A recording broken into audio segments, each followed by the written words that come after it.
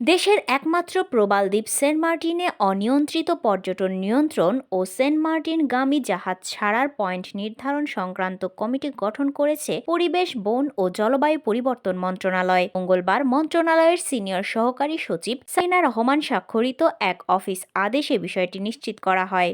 ইতিমধ্যে এই অফিস আদেশটি কক্সবাজার জেলা প্রশাসন সহ সংশ্লিষ্টদের হাতে পৌঁছেছে বলে নিশ্চিত করেছেন জেলা প্রশাসনের অতিরিক্ত জেলা ম্যাজিস্ট্রেট এডিএম নিজামুদ্দিন আহমেদ। তিনি জানান, গঠিত কমিটির প্রধান কক্সবাজার সদর এবং টেকনাফ উপজেলায় নির্বাহী কর্মকর্তা মিলে আদেশ মতে প্রয়োজনীয় ব্যবস্থা গ্রহণ করা হচ্ছে।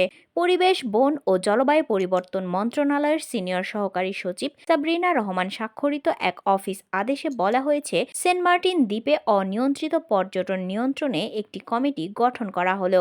কমিটির আহ্বায়ক থাকবেন কক্সবাজার সদর এবং টেকনাফ উপজেলা নির্বাহী কর্মকর্তা। সদস্য সচিব থাকবেন কক্সবাজার পরিবেশ অধিদপ্তরের উপপরিচালক। সদস্য থাকবেন বেসামরিক বিমান পরিবহন ও পর্যটন মন্ত্রণালয়, বাংলাদেশ ট্যুরিজম বোর্ড, কক্সবাজারের একজন প্রতিনিধি, বাংলাদেশ অভ্যন্তরীণ নৌ পরিবহন কর্তৃপক্ষ, কক্সবাজারের একজন প্রতিনিধি, বাংলাদেশ কোস্টগার্ড কক্সবাজারের একজন প্রতিনিধি, ট্যুরিস্ট পুলিশ কক্সবাজারের একজন প্রতিনিধি। সংশ্লিষ্টরা বলছেন, গত 22 অক্টোবর পরিবেশ, বন ও জলবায়ু পরিবর্তন মন্ত্রণালয়ের সভায় সেন্ট মার্টিনের বিষয়ে নানা বিধিনিষেধ আরোপ করে সিদ্ধান্ত গৃহীত হয়, যেখানে বলা হয়েছে সেন্ট মার্টিনের নৌযান চলাচলের বিষয়টি বাংলাদেশ অভ্যন্তরীণ নৌ পরিবহন কর্তৃপক্ষ পরিবেশ, বন ও জলবায়ু পরিবর্তন মন্ত্রণালয়ের সম্মতি গ্রহণ করে অনুমতি প্রদান করবে।